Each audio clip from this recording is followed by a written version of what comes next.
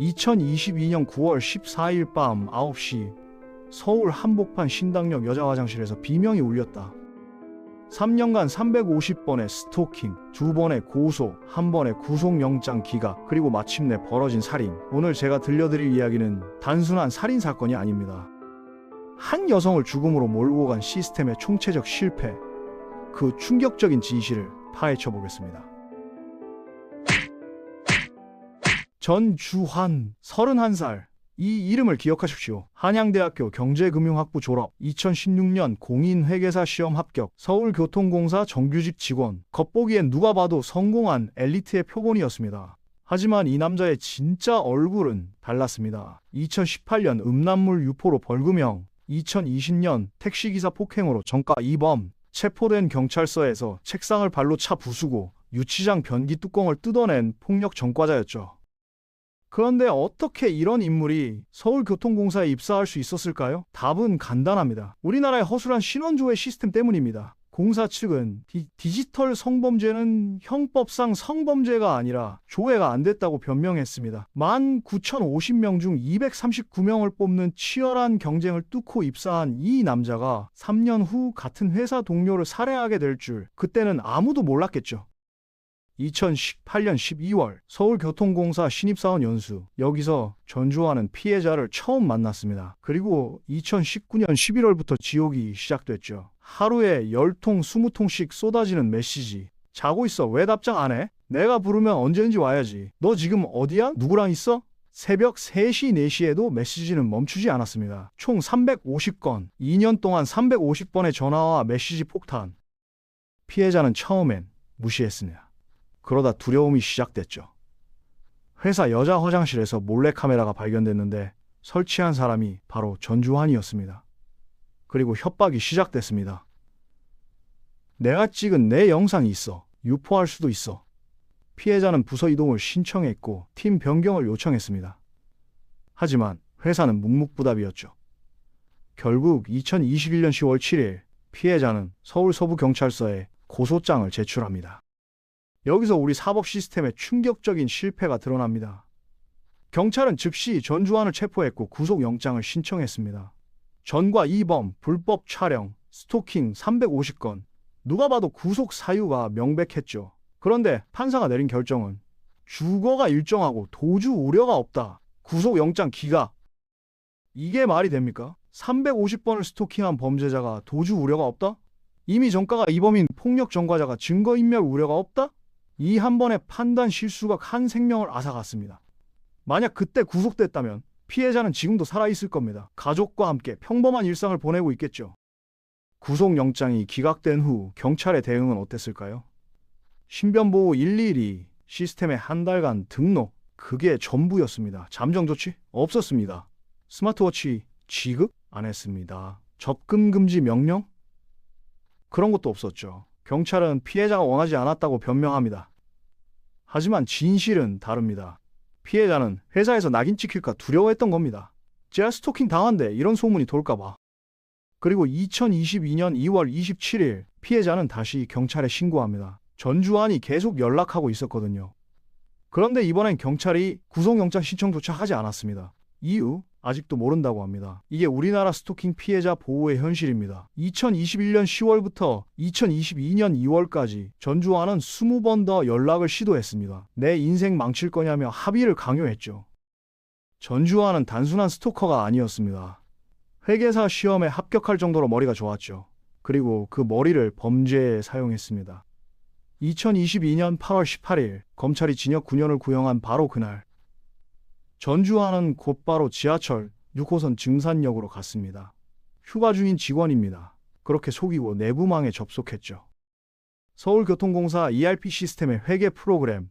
일반 직원은 접근할 수 없는 곳이었지만 회계사 출신인 전주환은 그 허점을 알고 있었습니다.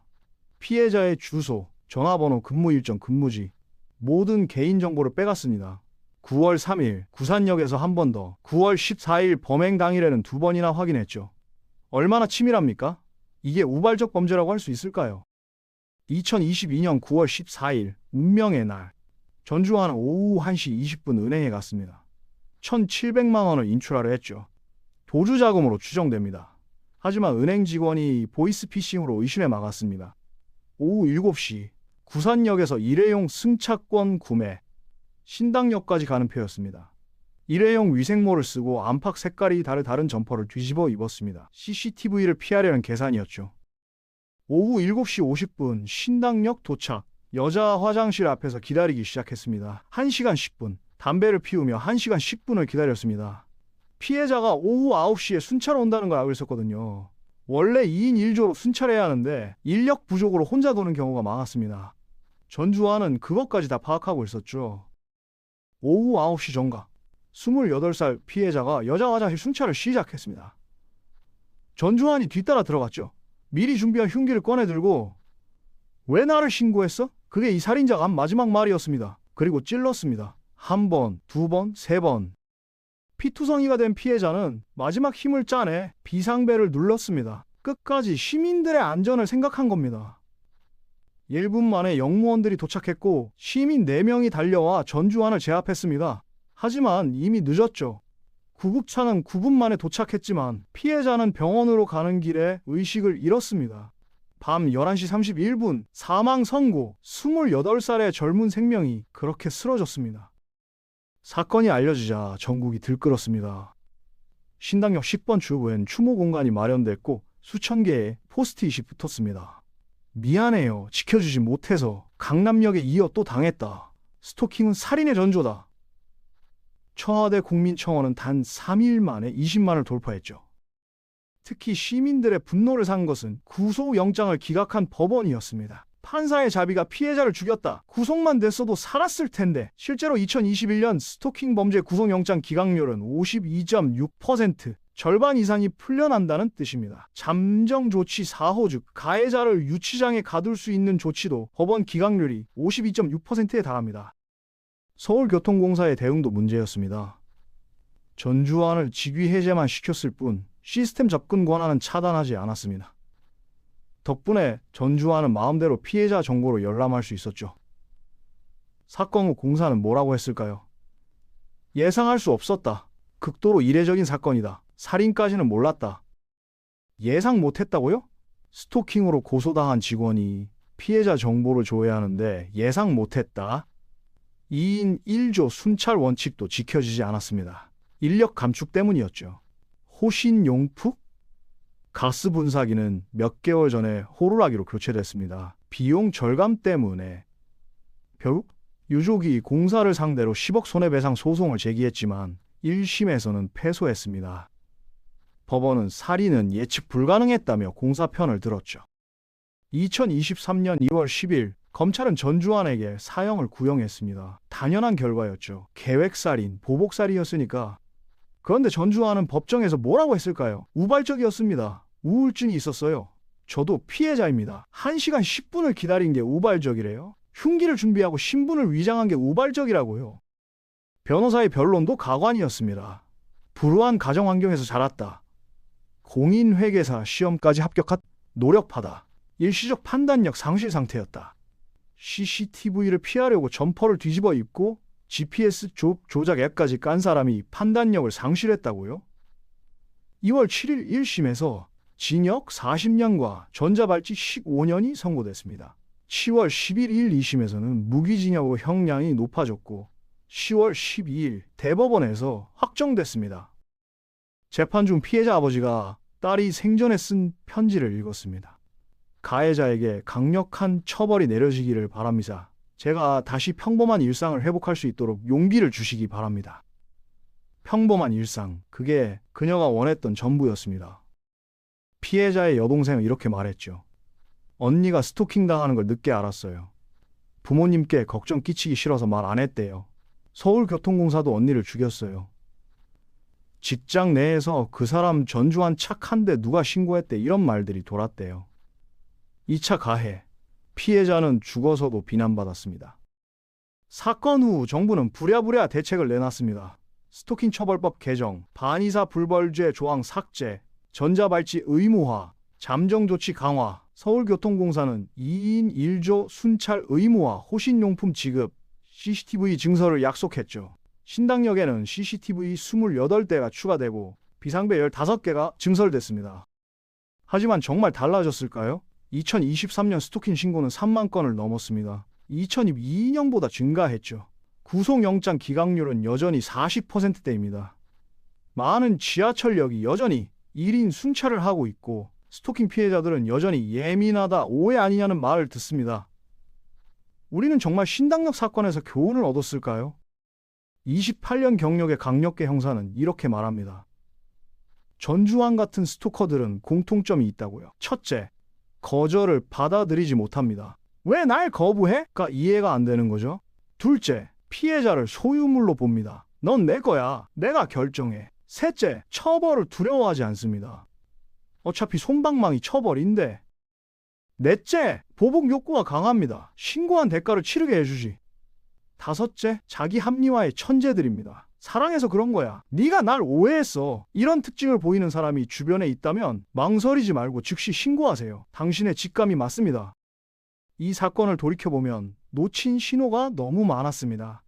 2019년 11월 첫 스토킹 시작, 2020년 3월 피해자 팀 변경 요청, 2020년 7월 동료에게 고민 토로, 2021년 3월 부서 이동 신청, 2021년 7월 경찰 상담, 2021년 10월 정식 고소, 2022년 1월 재고소. 3년 동안 피해자는 계속 신호를 보냈습니다. 도와달라고, 살려달라고. 하지만 우리는 무시했죠. 참아봐. 시간이 지나면 나아질 거야. 너무 예민한 거 아니야. 이런 말들이 피해자를 더 고립시켰습니다. 만약 처음 신호를 봤을 때 적극적으로 개입했다면, 회사가 가해자를 즉시 해고했다면, 경찰이 처음부터 강력하게 대응했다면, 법원이 구속영장을 발부했다면, 단 하나만 제대로 작동했어도 비극은 막을 수 있었습니다. 스토킹은 사랑이 아닙니다. 집착도 아닙니다. 그냥 폭력입니다. 상대를 인간으로 보지 않는 것이죠. 이건 정신병이 아니라 선택한 악입니다. 그래서 치료가 불가능합니다. 전주환의 심리검사 결과를 보면 공감 능력 결여 상위 5%, 충동 조절 장애 상위 3%, 자기 중심성 상위 1%, 전형적인 반사회성 인격 장애였습니다. 정신과 의사는 말했죠. 치료 불가능합니다. 교정 가능성도 없습니다. 격리만이 답입니다. 그래서 무기징역이 맞는 겁니다. 이런 사람은 절대 사회에 나와선 안 됩니다. 현재 전주환은 경북 북부 제1교도소에서 무기수 3847번으로 복역 중입니다. 최소 20년은 가석방이 불가능합니다. 하지만 옥중에서도 반성 없다고 합니다. 여전히 억울하다, 나도 피해자다라고 주장한다는군요. 2024년 현재 우리나라엔 매일 80건씩 스토킹 신고가 들어옵니다. 그중 몇 명이 제2의 전주환이 될까요? 우리가 막아야 합니다. 어떻게 해요? 첫째, 스토킹을 가볍게 보지 마세요. 스토킹은 살인의 전조입니다. 둘째, 피해자를 믿어주세요.